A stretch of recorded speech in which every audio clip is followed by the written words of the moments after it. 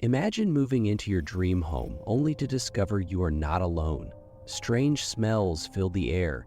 You hear heavy footsteps above your head, yet no one is there. Doors slam by themselves, and shadows move in the corners of your eye. This terrifying reality became the daily life of the Smurl family in the small town of West Pittston, Pennsylvania during the late 1980s. Their ordeal of terror and faith gripped the nation and remains one of the most famous alleged hauntings in American history. John and Janet Smurl were a quiet, hard-working couple with 5 children. In 1973, they moved into a large, old house built in 1903. At first, life was good. The children played in the yard and the family celebrated holidays together. Yet by 1986, things began to change. It started subtly. A foul odor, like sulfur or rotten eggs, drifted through the rooms. The smell was strongest near the basement door. Then came the noises. Loud banging on the walls at night, footsteps pacing across the attic floor, and deep groans that sounded almost human. The Smurls tried to blame plumbing issues or the house settling, but when the banging continued during the day, and when Janet saw a dark, twisted figure vanish before her eyes, they knew they faced something far more sinister. Over the next 2 years, the disturbances grew more violent. Family members woke with deep scratch marks on their bodies. Objects hurtled across rooms. Chairs tipped over. Lamps crashed to the floor, and their beloved cat was found dead under mysterious circumstances. The children became too scared to sleep in their own beds. Janet often heard pounding on the bedroom window at night, though no one stood outside. John heard whispered voices calling his name from empty rooms. The family felt watched by an unseen presence that clearly wished them harm. In 1988, desperate for help, the Smurls invited a local priest to investigate. He blessed each room and prayed over the entire house. The family hoped this would end their nightmare, but the relief was brief. That very night, the door to the priest's car mysteriously locked itself, and he never returned to the family's aid. Frustrated and still terrified, the Smurls turned to 2 well-known paranormal investigators, Ed and Lorraine Warren.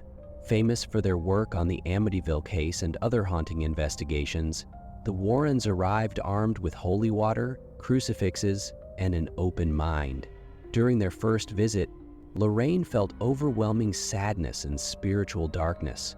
Ed took photographs that appeared to show orbs of light and strange shadows. Lorraine even claimed to see a figure in a doorway, an old man wearing a top hat, though no one else saw him.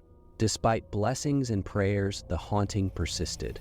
By 1989, media interest in the Smurl case had exploded.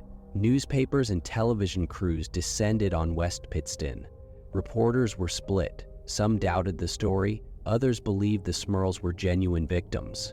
That same year, Father Malachi Martin, a former Jesuit priest and advisor to the Vatican, entered the case.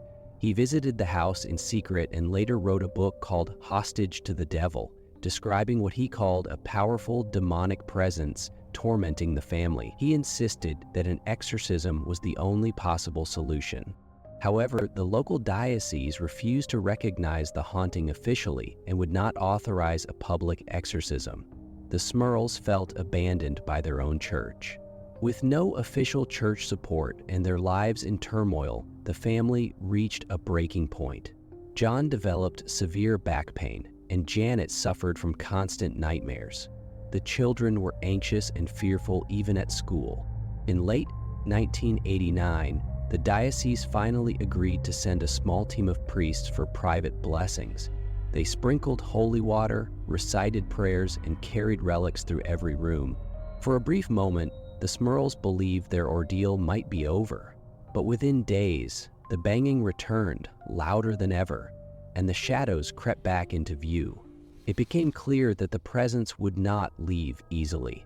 By the early 1990s, the Smurls realized they could no longer live in that house. They sold the property and moved into a smaller home nearby, where peace slowly returned. Over time, the haunting faded into memory. To this day, the old house still stands on Franklin Avenue in West Pittston, empty, and silent. In the decades that followed, skeptics have labeled the Smurl haunting a hoax or a series of exaggerated claims.